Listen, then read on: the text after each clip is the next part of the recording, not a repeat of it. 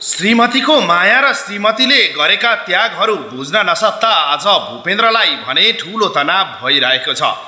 बोलीसम्म हरायो त्यति राम्रो जिन्दगी जिरहेका र आफ्नो बिजनेसमा फोकस गरिरहेका भूपेन्द्र अरू पराई केटीसँग लागेर आफ्नै श्रीमतीलाई धोका दिन खोज्दा आज यो हालत भने भएको हो। तर उसलाई पनि पछुतो भने पक्कै लागिरहेको छ कि जे नगर्नु थियो त्यही गर्नको कारण आज मेरो यो हालत भएको हो र अबदेखि म यस्तो गल्ती कहिले पनि गर्दिन भन्ने उसको मनमा लाग्न थालिसकेको छ र आँखाबाट आँसु पनि झरिरहेका छन् भने जसको हातबाट कुटाई खाएर त्यो अवस्थामा पुगेका छन् र त्यही केटी पुनः नकाब लगाएर भूपेन्द्र भएको कोठामा अर्थात् हस्पिटलमा आइपुगेकी छिन्। तर भुन्टी भने अचम्ममा परिरहेकी छिन्।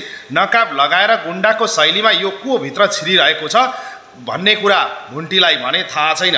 भुन्टी धेरै ठुलो टेन्सनमा भने आइसकिन्। कतै यो केटीले हामी दुईजनालाई केही गर्ने त होइन, कतै मेरो श्रीमानलाई पुनः मार्नका लागि आएकी त होइन भन्ने भने भुन्टीलाई लागिरहेको छ।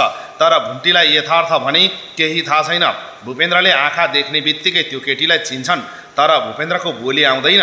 तर भुन्टीले थाहा पाउँछिन् भनेर भूपेन्द्रले नचिने चाहिँ गरिरहेका हुन्छन्।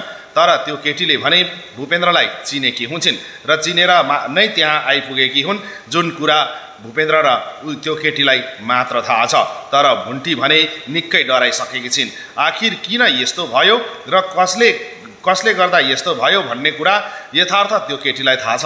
तर भुन्टीलाई भने केही पनि थाहा छैन।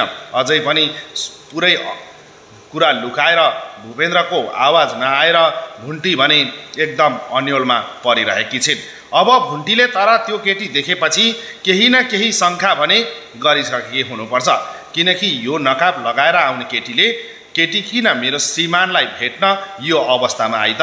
आखिर यो केटी को हो त भनेर भुन्टीको भित्री मनमा प्रश्नमाथि प्रश्न उठिरहेका छन्। तर भुन्टीले केही भन्न र गर्न भने सकेकी छैनन्। बिचरा भुन्टी सधैँ आफ्नो श्रीमानको माया चाहन्थिन्, तर आज त्यही केटीको कारण श्रीमानै त्यो अवस्थामा पुगिसकेपछि बल्ल मात्र भूपेन्द्र पनि होसमा आए जस्तो भएका छन्।